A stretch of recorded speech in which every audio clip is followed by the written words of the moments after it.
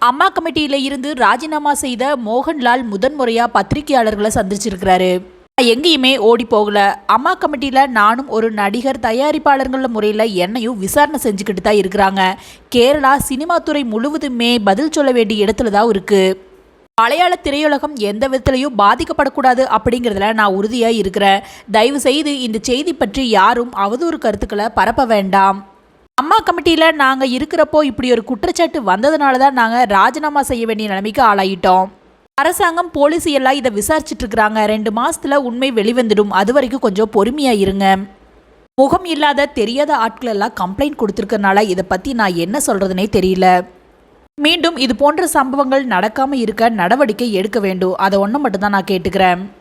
அந்த ரிப்போர்ட்டில் யார் யாரோட பேர் இருக்குது, என்ன விவரம்னு என்ன கேட்டால் எனக்கு தெரியாது. அந்த ரிப்போர்ட்டை எனக்கு காட்டவும் இல்லை. எனக்கு அதை பற்றி தெரியவும் தெரியாது. மலையாள சினிமாவே சிதைந்து போகும் நிலையில் இருக்கிறது எனக்கு ரொம்ப வருத்தத்தை ஏற்படுத்துது.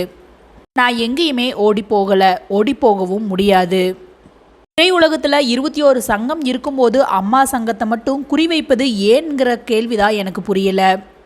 பத்திரிகையாளர்களை சந்தித்த மோகன்லால் ரொம்ப பொறுமையாகவும் அமைதியாகவும் பேசினார்.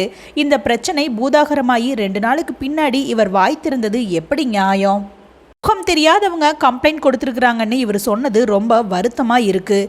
பெரிய நடிகைகள் என்றாலும் சிறிய நடிகைகள் என்றாலும் பாதுகாப்பு கொடுக்க வேண்டியது தான் முக்கியத்துவம். வேலையே பயிரை மேய்ஞ்சிட்டு இப்போது நொண்டிச்சாக்கு சொல்கிற மாதிரி இருக்குது.